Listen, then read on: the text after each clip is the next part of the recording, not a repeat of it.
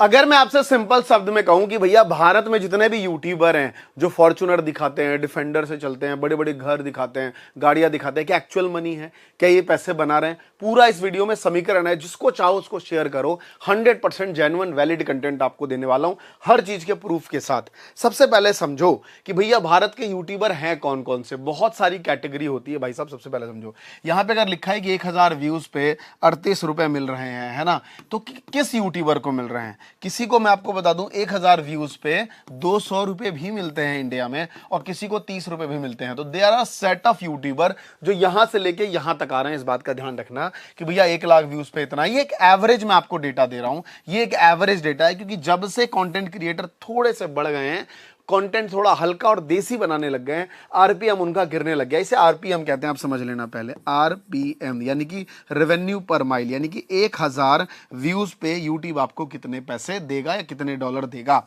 चलिए सबसे पहले समझते हैं भारत के यूट्यूबर पैसा कैसे कमाते हैं। सबसे पहला पॉइंट है earning depend on some things. क्या चीज है? सबसे पहले है ऑडियंस, कि आपकी ऑडियंस कैसी है, उसका एज ग्रुप क्या है और वो कितना देख रही है। मान लो आपकी ऑडियंस का एज ग्रुप 8 साल, 10 साल, 9 साल है, तो सीधी सी बात है यहां आरपीएम आपको कम मिलेगा, क्योंकि ये बच्चे डिसीजन मेकिंग नहीं होते हैं। अगर आप किसी बच्चा जाता है, उसको एक गाड़ी पसंद आई, तो क्या कहता है? पापा ये गाड़ी दिला दो, यानी कि डिसीजन मेकिंग पापा है। तो यानी कि अगर आप पापा के लिए कंटेंट बना रहे हो जिनकी उम्र 25 से लेके भैया 35 साल है, तो इसका आरपीएम आपको क्या मिलेगा? महंगा मिलेगा। और वहीं पे अगर आप उनके लिए कंटेंट बना रहे हो जिनकी उम्र 55 साल है, दवाई कैसे खाएं, जूड़ों से दर्द कैसे ठीक करें, तो फिर वही बात आ गई कि यहां पे मार्केट में ब्रांड्स डिपेंड करता है, क्योंकि दवाइयां चाहिए उनको, है ना, नेसेसिटी चीज है, तो इस पे आरपीएम उतना कम मिलेगा। तो सबसे ज्यादा हाई आरपीएम कहां मिलेगा?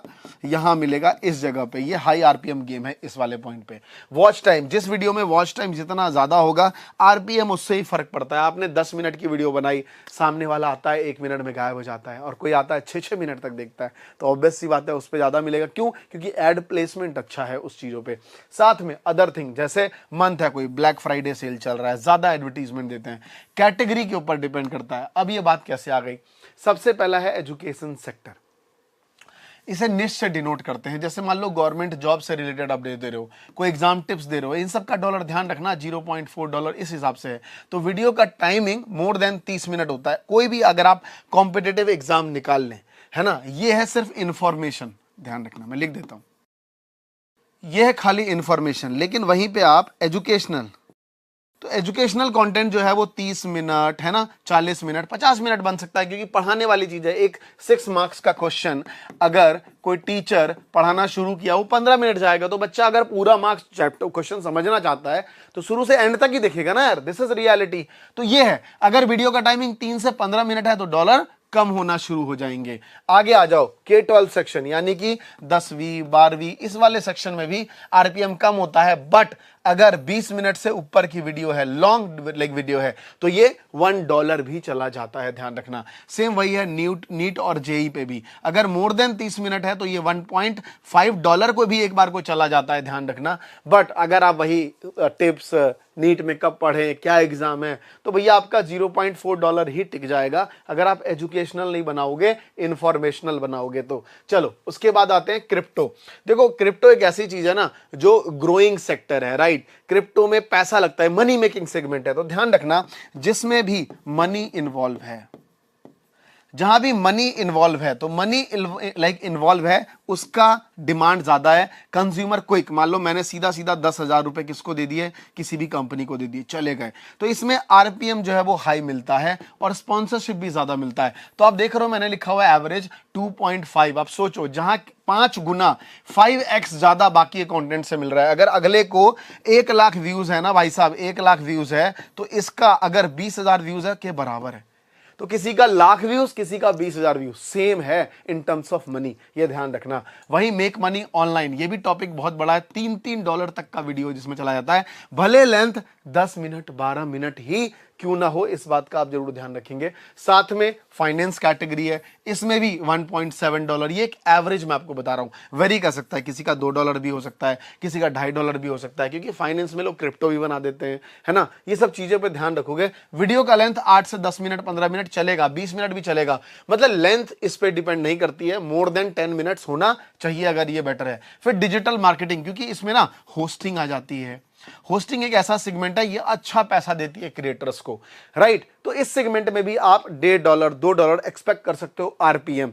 और दूसरी बात, ये सब जो है ना, ये मैं बात कर रहा हूं यूट्यूब की एडसेंस रेवेन्यू की, जिसका जितना आरपीएम समझ लो उतना उसका उतना पैसा। जैसे एजुकेशन सेक्टर में ज्यादातर टीचर क्या करते हैं, ब्रांड प्रमोट नहीं करते हैं। क्यों? क्योंकि वो खुद का अपना 10वीं का मैथ, 12वीं का, जेई का किताब यही बेचने में लगे रहते हैं। तो आप उनसे बोलोगे ना, बोले नहीं हम फालतू का स्पॉन्सरशिप नहीं करते। क्यों? क्योंकि तुम कमा रहे हो किसी और वे में। कोई ब्रांड करेगा तो बोलेगा कोर्स बेकार है, हम कोर्स नहीं करते, तो ब्रांड क्यों कर रहे हो। सभी क्रिएटर किसी ना किसी तरीके से पैसा कमाते हैं। 5 तरीके ध्यान रखना। सबसे पहला है एडसेंस, दूसरा है स्पॉन्सरशिप, तीसरा है कोर्सेस, चौथा है एफिलिएट मार्केटिंग, पांचवा है कोई लाइव कर रहा है तो सुपर चैट, मेंबर्स जोड़ लिए, और नेक्स्ट 1-2 चीजें अटकन बटकन चटकन मतलब अपना कोई मर्चेंट डाल दिया, कोई कुछ कर दिया। इस तरीके से लोग पैसा बनाते रहते हैं। तो इन बात का ध्यान रखेंगे। ये पूरा एक सेगमेंट जो मैंने आपको यहाँ पे बताया चीजें हैं। सबसे पहले आप ध्यान रखिएगा, एक नॉर्मल यूट्यूबर अगर उसके हर वीडियोस पे 100 के व्यूज आ रहे हैं और वो स्किल कैटेगरी में है, स्किल कैटेगरी में वो किस तरीके से पैसे कमा सकता है मैं बता देता हूं। सबसे पहला है एडसेंस। एडसेंस से वो कम से कम महीने के आराम से 3 लाख रुपए कमाएगा, ये मैं आपको बता देता हूँ, 300 के। दूसरा है स्पॉन्सरशिप। अगर वो महीने के 12 वीडियो डालता है ना, पूरी वीडियो नहीं डालता है, तो ऑब्वियस सी बात है उसकी क्रेडिबिलिटी ज्यादा है और वो एक ब्रांड से कम लाख रुपए ले सकता है, मरे से मरा। अगर वो 2 वीडियो भी करता है तो 200 के उसका बन जाता है। उसके बाद है एफिलिएट। एफिलिएट से कम वो लाख रुपए बना सकता है। उसके बाद है वो कोर्स सेगमेंट, कोर्स से वो कम 5 लाख रुपए बना सकता है। ध्यान रखना। आप सोचो 5 3 8 2 10 11 लाख रुपए कोई भी क्रिएटर जो है वही पैसे बना सकता है। 11 लाख में भैया कौन कौन सी गाड़ी हमारी पे आ जाएगी, ध्यान रखना।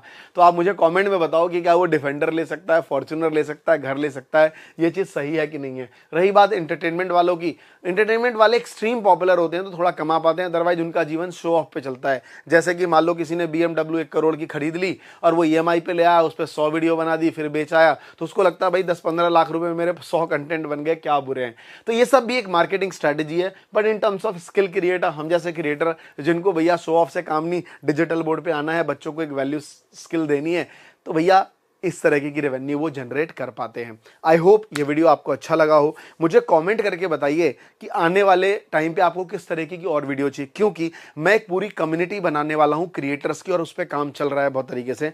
कुछ ही दिन में आपको उसके बारे में अनाउंसमेंट कर दूंगा। Thank you so much. जय हिंद, जय भारत।